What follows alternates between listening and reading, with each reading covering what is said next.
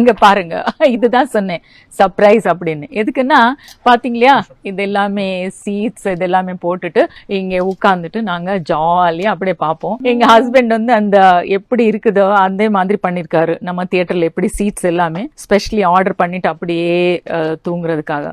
So ஆனாலும் கூட எங்க பசங்க வந்து அதுலதான் படுக்கணும் அப்படின்னு சொல்லுவாங்க.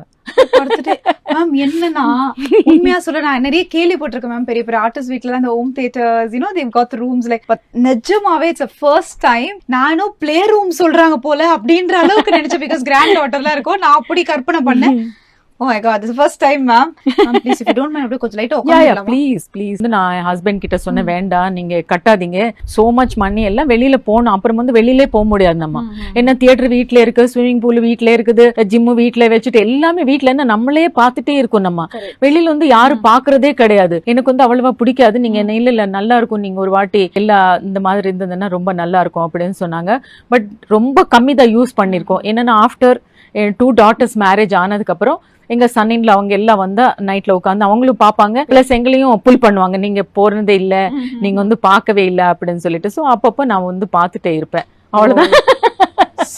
கிச்சன் பாக்குறீங்களா? என்னது பிடிச்ச ஏரியா மேம். ஆக்சுவலா சாப்பிடுறதுக்காக புரியும், சாப்பிடுறதுக்காக கிச்சன்ல வர தேவையில்லை, டைனிங் ரூம் போறோம். பட் எனி கம் பாருங்க, அதாவது இதுதான் கிச்சன் மேம். என்ன மேம் இது 2 BHK பெட்ரூம் ரேஞ்சில இருக்கு, ஒரு விஷயமும் இப்படி இருக்குன்னு பார்த்தா இப்படி இல்ல இருக்கு. வாவ்.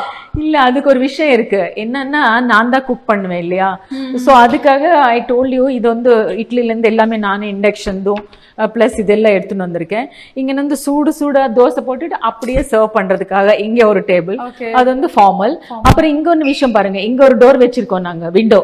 ஏன்னா இங்க இருந்து அப்படியே சூடா போறதுக்கு. இங்க வந்து அதாவது ஃப்ரிட்ஜ் எல்லாம் வந்து எல்லார் வீட்ல வந்து 2 டோர் இந்த மாதிரி டோர். இது வந்து ஐ திங்க் உள்ள ட்ரெஸ் எல்லாம் கூட அடுக்கலாம். வார்ட்ரோப் ரேஞ்சில ஒரு ஃப்ரிட்ஜ் இருக்கு. அப்படியே கேமரா தம்பிங்களா அங்க ஃபோக்கஸ் பண்ணுங்கப்பா.